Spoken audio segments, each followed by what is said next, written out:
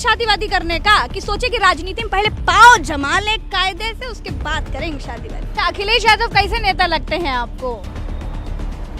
अभी मैं बोलूंगा तो लोगों को तकलीफ हो जाएगी। तो भाई महन जी, आप काहे इतना गरम रहते हैं? मतलब तनिक शीतल मन से स्वामी प्रसाद मौर्य को माफ कर दीजिए। तुम मेरी दीदी हो। मैं जब से आपसे पहली बार बात हुआ मैंने कहा दीदी प्रणाम आपको। कभी कुछ कहा मैडम, कभी कुछ कहा ऐसा? हम भी तो प्रणाम किया। जो आपके मुंह में आता है वो आप कह देते हैं, इसीलिए लोग आपसे बचते हैं।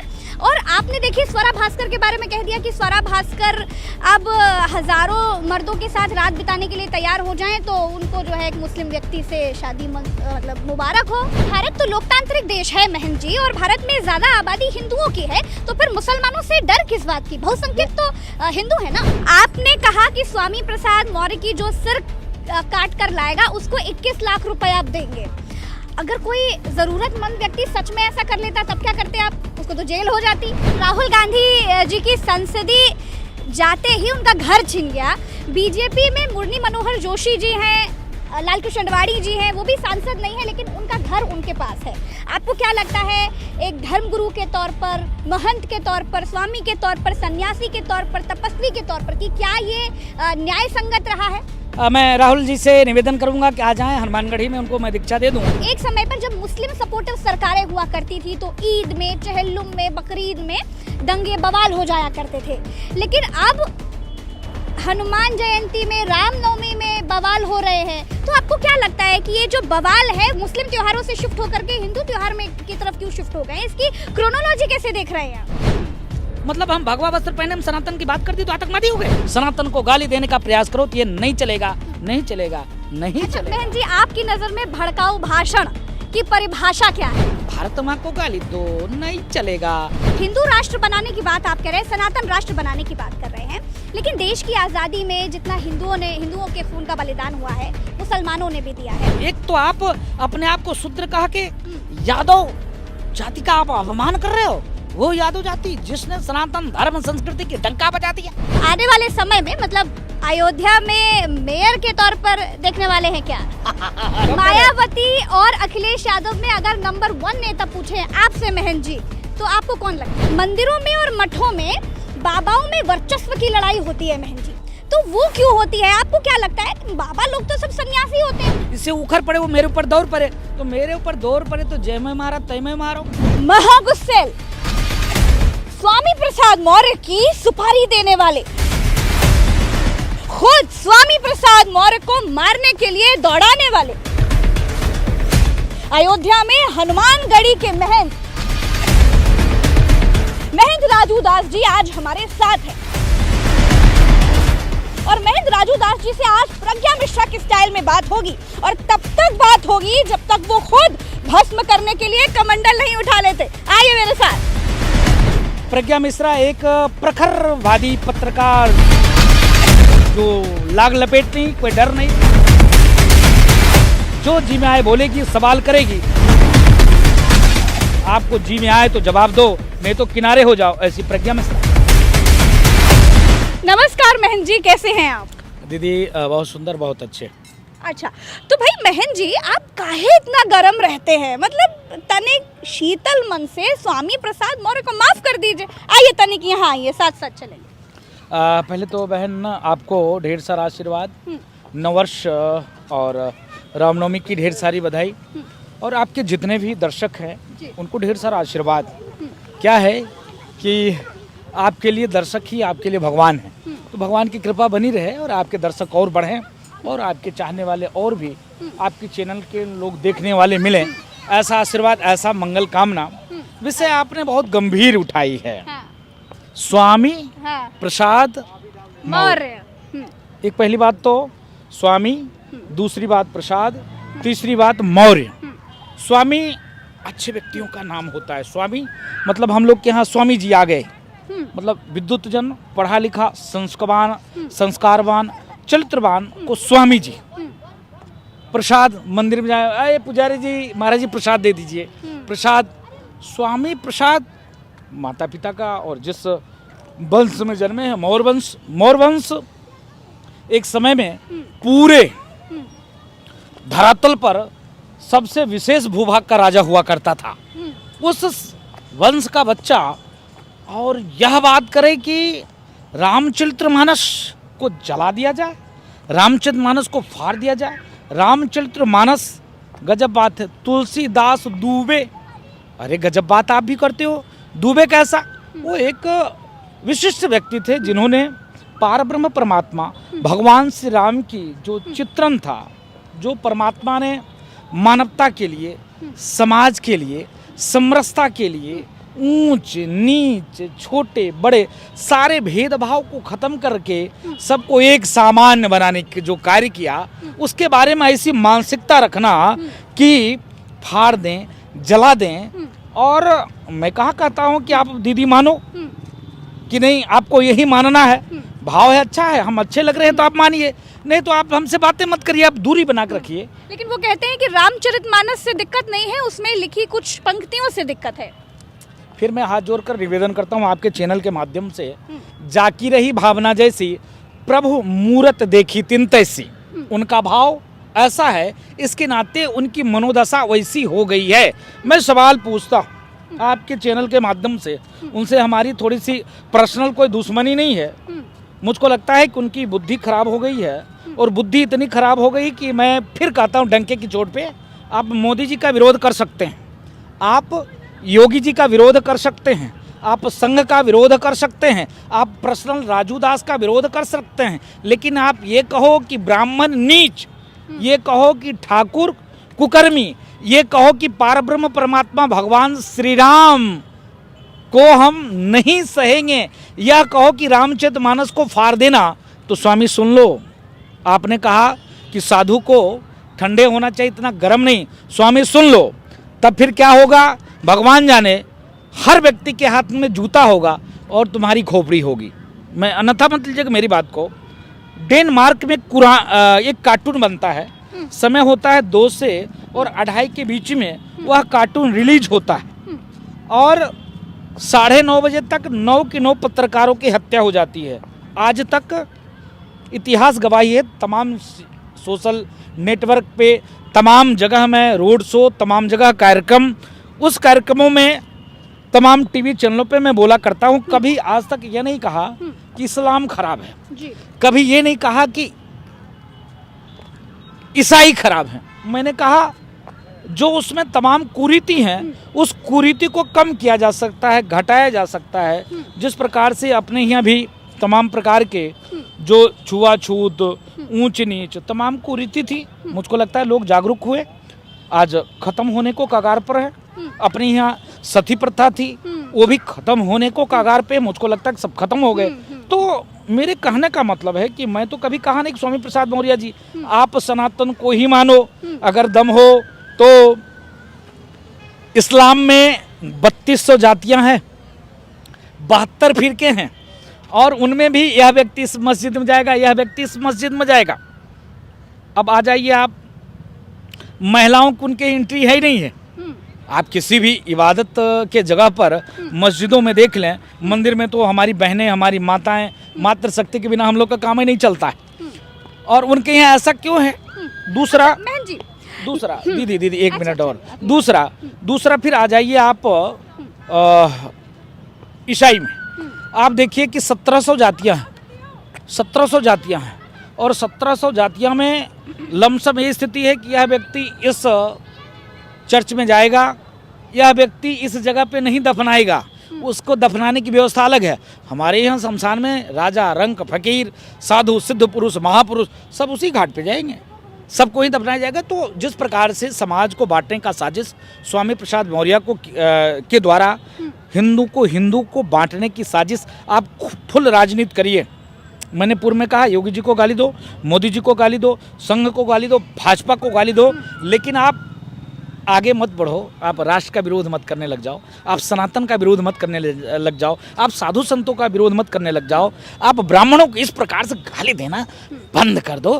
तुलसीदास जी से क्या लेना देना था? तुलसीदास जी थोड़ी जानते थे आपके जैसे लोग होंगे इस प्रकार से बात करेंगे भाई। अच्छा महन जी, आपने कहा कि स्वामी प्रसाद मौर्य की जो सिर काट कर लाएगा उसको 21 लाख रुपए आप देंगे।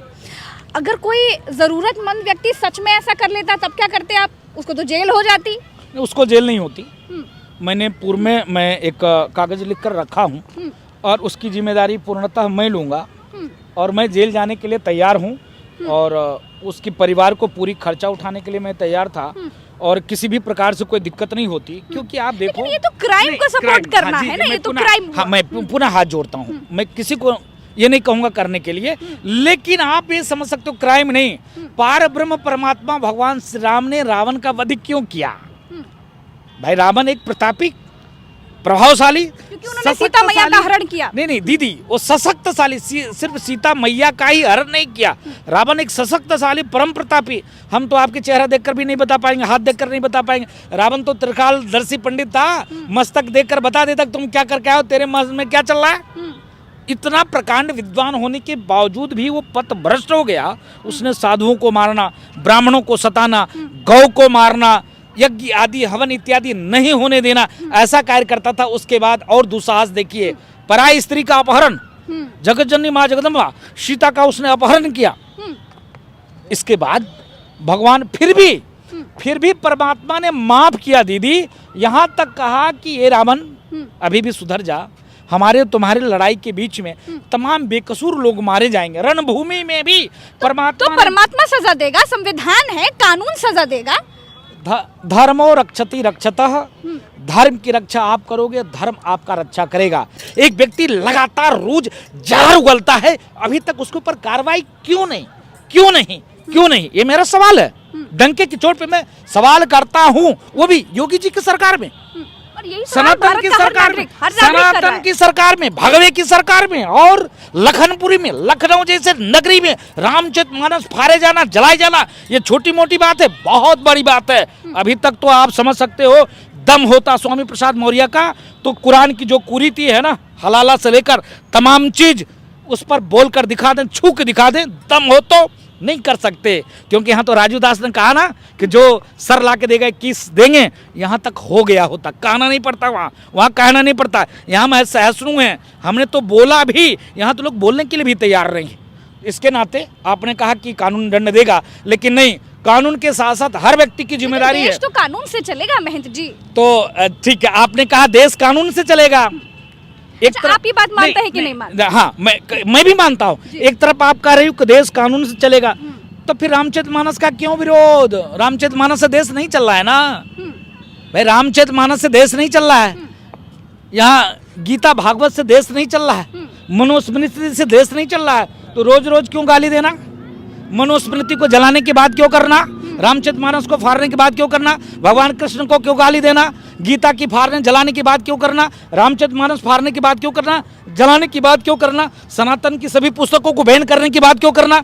जब देश संविधान से चल रहा है तो मैं उन मूर्खों से पूछना चाहता हूं, तब तुम इस चीज का विरोध क्यों करते हो? किसी ने तो कहा नहीं आओ तुम मंदिर, मैंने तो कभी नहीं कहा स्वामी प्रसाद मौर्य तुम मंदिर आकर दर्शन करो, कभी नहीं कहा तुम रामचरितमानस का पाठ करो, मैंने तो कहा जाकी रही भावना जैसी, प्रभु मुहूर्त देखी तीन जैसी, मेरा भाव रामचरितमानस में, मेरा भाव सनातन में है, तुम्हें सनातन के प्रति आस्था है, विश्वास है, तुम्हारा नहीं है, तुम अपने घर जाओ। अच्छा महंत जी, सुभाषपा के राष्ट्रीय अध्यक्ष पीयूष मिश्रा जी ने एक वीडियो अपने सोशल मीडिया पर डाला जिसमें आप स्वामी प्रसाद मौर्य को मारने के लिए दौड़ा रहे थे, क्या था वो किस्सा? पुनः मैं निवेदन करूंगा, मैं धन्यवाद देता हूँ माननीय अध्यक्ष जी को भी। अध्यक्ष जी भाजपा में तो नहीं है। ओम प्रकाश राजभर जी की बात कर जी ओम प्रकाश बड़ी तारीफ करते हैं महंत जी वो आपकी, अरे पिछले इंटरव्यू मिले थे बहुत तारीफ किए थे। नहीं तो देखिए दीदी, ऐसा है कि वो व्यक्ति क्रांतिकारी है, वो व्यक्ति किसी से दबता नहीं है, वो व्यक्ति किसी से डरता भी नहीं है, उसको लगता है कि सही है, यह व्यक्ति शोषित है, वंचित है, पीड़ित है, तो उसकी आवाज बनकर वो आवाज को उठाता है और लड़ता है। हमारे पार्टी में तो नहीं है, लेकिन मैं उसकी बड़ाई क्यों कर रहा हूँ? इसलिए कर रहा हूँ कि वह व्यक्ति हर पल पर अपने बात पर अड़िग रहता है और लड़ता है, संघर्ष करता है। उसको तो रामचरितमानस नहीं खराब लगती है, वो तो नहीं कहता है कि हाँ हमारी सरकार बन जाए, आप मुझको जिता दो तो मैं रामचरितमानस को फाड़ दूंगा, रामचरितमानस को जला दूंगा। स्वामी प्रसाद मौर्य को ही क्यों लगता है कि रामचरितमानस फाड़ देना चाहिए, जला देना चाहिए? यह शुद्ध रूप से कालेनेमी है, गिरगिट जैसे रंग बदलने वाले कार्य और काम करते हैं। बेटी मलाई काट रही है, किसमें? भाजपा में। इतना खराब है भाजपा तो बाहर निकल जाना चाहिए ना। इतनी ही खराब थी भाजपा तो 5 साल मलाई क्यों काटा? बेटे के लिए टिकट क्यों मांग रहा था? आज बेटे को टिकट नहीं मिला, मलाई काटने को नहीं मिला, लगा योगी जी हार जाएंगे, भाजपा हार जाएगी तो भाग गया दुम दबा के और चला गया माननीय अखिलेश जी के पास, और अखिलेश जी का भी बेड़ा गर्क कर दिया, जमीन में धंसा दिया। आप समझ सकती हो इस चीज को लेकर। राजभर जी भी तो चले गए थे, लेकिन वो प्रिय हैं आपको। नहीं नहीं नहीं नहीं नहीं, मैंने क्या कहा? तो राजभर जी कहाँ हमको गाली दे रहे हैं? इसलिए प्रिय हैं दीदी। मैं किसी दल की बात नहीं करता। सनातन का मतलब कोई दल नहीं होता। भगवान राम किसी पार्टी के नहीं, किसी व्यक्ति के नहीं, किसी संप्रदाय के नहीं है।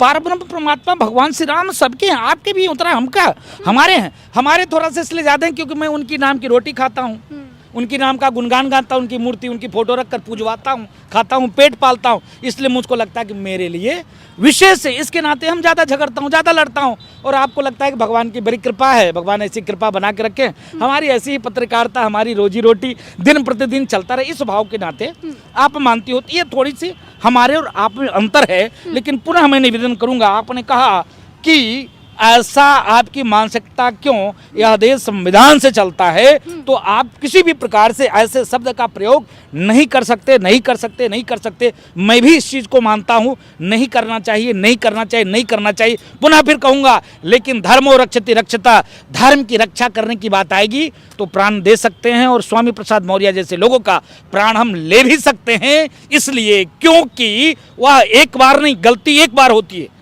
जैसे राजू दास एक बार गलती किया, आपने माफ कर दिया, 2 बार किया, आपने माफ कर दिया। लेकिन रोज वही बात बोलना कितना बड़ा पाप है, कितना बड़ा गलत कार्य वो व्यक्ति कर रहा है कि एक समाज को समाज से तोड़ने की साजिश, व्यक्ति को व्यक्ति से बांटने की साजिश। आप देखो, सिर्फ सनातन को गाली देना, सनातन इतना खराब है तो नाम तो पहले चेंज कर लो, स्वामी प्रसाद मौर्य। तुरंत तत्काल प्रभाव से नाम आपको चेंज कर लेना चाहिए, और तुरंत यह कह देना चाहिए कि हमारे जितने कुल, जितने खानदान के लोग हैं, हम बाहर जा रहे हैं, अलग धर्म अपना रहे हैं। आप देखिए, भगवान बुद्ध 24 अवतार में से एक अवतार भगवान बुद्ध के हैं। जब हनुमानगढ़ी आप जाएंगी कभी, आना, आप देखना, जैसे आप सीढ़ी चढ़ोगे, सीढ़ी में आप अच्छा रुकिए, स्वामी प्रसाद मौर्य जी की अभी चर्चा चल रही थी, उसको अभी रोकते हैं। लेकिन अभी आपने कहा कि आप तो राम जी के नाम पर, हनुमान जी के शरण में हैं, हनुमानगढ़ी के महंत हैं, आप तो रोजी रोटी चल रही है, जो भी आपने कहा। लेकिन हम देखते हैं कि मंदिरों में और मठों में बाबाओं में वर्चस्व की लड़ाई होती है महन जी, तो वो क्यों होती है? आपको क्या लगता है? बाबा लोग तो सब सन्यासी होते हैं, उनको पद से काहे का मोह? नहीं, देखिए, हर समय में, हर स्थिति परिस्थिति में व्यक्ति का बदलाव यह नियत के द्वारा, प्रकृति के द्वारा है। पारब्रह्म परमात्मा भगवान राम थे, उस समय में रावण भी भगवे वस्त्र में साधु का वेश धारण करके और माता सीता का हरण किया था। यह भेष बहुत पूज्य है। इस भेष में हर व्यक्ति का भाव चरण छूने का यह भाव होता है कि हाँ, संत हैं, ये भगवान के नज़दीकी हैं, इसलिए ये आशीर्वाद देंगे। भगवान के नज़दीकी क्यों हैं? समाज को छोड़कर, परिवार को छोड़कर, मोह माया को त्याग कर और भगवान के शरण में आए हैं। इसके नाते भगवान की कृपा इनके ऊपर है, इसके नाते हर व्यक्ति का भाव है। लेकिन कष्ट इस बात की है, मैं यही कह रहा हूँ, मैं इसलिए कह रहा हूँ। आप देखिए, जब हनुमान जी जा रहे थे संजीवनी बूटी लाने के लिए, तो एक निशाचर कालनेमी कैसा रूप धारण करके बैठा था, आओ बच्चे राम राम करो, सीताराम सीताराम, मुझे राम नाम भायो। कहाँ बच्चा, तुम कहाँ जा रहा है? बच्चा आजा, भगवान का भजन कर। उसी प्रकार से इस समाज में भी ऐसे कालनेमी लोग हैं, वही लड़ाई करते हैं, वही झगड़ा करते हैं और पूरा समाज को बदनाम करते हैं। एक संत ऐसा कुकर्मी निकल जाए तो पूरे समाज को हम ऐसा निगाह से नहीं देख सकते। जैसे पूरे देश में, अभी मैं बोल दूं, पूरे देश में आतंक कहाँ से बढ़ता है? आतंकवादी किस कौम से पकड़े जाते हैं? बम धमाके कहाँ कहाँ हो रहे हैं? इस्लामिक राष्ट्र में। लमसम 99% मुस्लिम आतंकवादी पकड़े जाते हैं। कभी किसी ने कहा क्या कि इस्लाम आतंकवाद का केंद्र है, इस्लाम आतंकवाद का जन्म है? कोई नहीं कह सकता। इसलिए नहीं कह सकता कि किसी भी अपराधी का कोई जात नहीं होती, किसी भी आतंकवादी का कोई मजहब नहीं हो सकता। वो अपने लाभ के लिए, अपने हित के लिए, अपने सरोकार बढ़ाने के लिए, अपने वर्चस्व को बढ़ाने के लिए कोई भी कार्य कर सकता है। तो ऐसे संत समाज में भी है, ऐसी कौन सी बात है? ये भी तो मानव है ना। जब भजन पूजा पाठ नहीं करेंगे तो मन में विकृति आएगी, विकृति आएगी तो वर्चस्व की लड़ाई तो लड़ेंगे ही लड़ेंगे। तो इसका मतलब ये नहीं होता कि हम पूरे संत समाज को बदनाम करें। इसका मतलब ये नहीं होता कि पूरे विश्व में आतंक इतना व्याप्त है, पूरे हम इस्लाम को गाली दें। क्या मिश्रा, प्रज्ञा मिश्रा एक प्रखरवादी पत्रकार, जो लाग लपेट नहीं, कोई डर नहीं, जो जी में आए बोलेगी, सवाल करेगी, आपको जी में आए तो जवाब दो, नहीं तो किनारे हो जाओ, ऐसी प्रज्ञा मिश्रा। बहुत बहुत शुक्रिया। तो महेंद्र राजू दास जी ने हमारे सारे सवालों के जवाब बिना क्रोधित हुए दिए, सारे सवालों के जवाब बस देते गए। बहुत बहुत शुक्रिया महेंद्र राजू दास जी। आशा है कि जब आप अयोध्या के मेयर बनेंगे तो अयोध्या का बहुत कल्याण करेंगे। बहुत बहुत शुक्रिया। पहले तो ढेर सारा आशीर्वाद सभी दर्शकों को। धर्म नगरी अयोध्या जरूर आएँ। जिस अयोध्या को लेकर देश और दुनिया देखने के लिए तरसती थी, और राजनीतिक दलों के लोगों ने उसके ऊपर एक कुंडली मारकर ये कह दिया अयोध्या मतलब दूर रहो, अयोध्या नाम लेना अरे राम राम, एक कौम एक मजहब का व्यक्ति नाराज हो जाएगा। लेकिन आप देखिए, जब राम जन्मभूमि मंदिर का आदेश आया, किसी भी प्रकार से कोई नहीं, हिंदू से ज़्यादा मुसलमान भी मुझको लगता खुश हुआ। उसको ये लगा कि चलो बवाल ख़त्म हो गए, राजनेता मुझको डराते थे, अब चैन का सुकून लेंगे, लंबी सांस लेंगे। तो ऐसी अयोध्या जरूर आप आइए, दर्शन करिए, और भगवान राम आपको स्वस्थ रखें, और दीदी आपके पूरे कैमरामैन और सभी सहयोगों को और आपको भी ढेर सारा आशीर्वाद। जय राम जी की। नमस्कार।